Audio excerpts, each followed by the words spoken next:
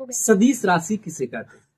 तो हमने आपको बताया था कि ऐसी भौतिक राशि जिसमें दिशा और परिणाम दोनों हो। तो आपने हमको बताया था कि सर सदिश राशि कुछ दिन याद रहता है, उसके बाद भूल जाता है। तो हम आपको ऐसा चीज बताएंगे कि आप कभी नहीं भूलोगे। तो हम आपको बोले थे कि आप अभी अररिया में हो, आप पैदल पलासी लिख लो। जैसे ही आप पलासी पहुंचोगे तो आपको सदिश राशि याद हो जाएगा और कभी नहीं भूलोगे कि परिमाण क्या है और दिशा क्या है। तो आप पैदल निकल गए और यहाँ से जाने के बाद, पलासी पहुंचने के बाद अब हमको कॉल किए गुस्सा करके कि सर ये फालतू का हमको पलासी यहाँ पहुंचा दिया पैदल, लेकिन हमको सदिश राशि याद नहीं हुआ। तो उसके बाद हम आपसे पूछते हैं कि आप जो यहाँ से पलासी गए कितना किलोमीटर दूरी तय किए? तो बोले सर लगभग 8 किलोमीटर दूरी तय किए। उसके बाद फिर हम आपसे पूछते हैं कि आप जो गए किस दिशा में गए?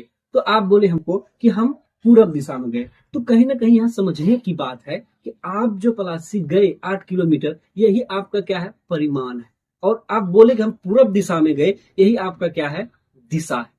तो सदिश राशि में परिणाम और जो दिशा होता है यही होता है। आप जो जितना किलोमीटर दूरी तय की वो आपका परिमाण हो गया, और जिस दिशा में गए वो क्या हो गया? वो दिशा हो गया। अब फिर हम आपको लेके आए एक दरवाजा के सामने। वहां पे हम आपको बोले कि ये दरवाजा को खोलना है और बंद करना है। तो उससे पहले हम आपको बताएं कि जिस प्रकार एक दर्जी जो है कपड़ा को मीटर में मापता है, उसी प्रकार बल को हम लोग न्यूटन में मापते हैं।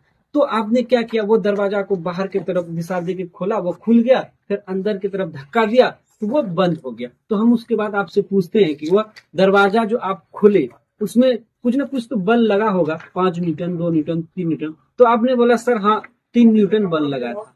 तो आप बात यहाँ ये आता है कि आपने जो दरवाजा खोलने के लिए जो बल लगाया 3 न्यूटन, उसी को हम लोग परिमाण बोलेंगे। और आप जिस दिशा में इसको खोले या बंद किए उसको हम लोग दिशा बोलेंगे। तो आप समझ गए, आप नहीं ना भूलोगे। तो चलिए ठीक है, आगे बढ़ते हैं।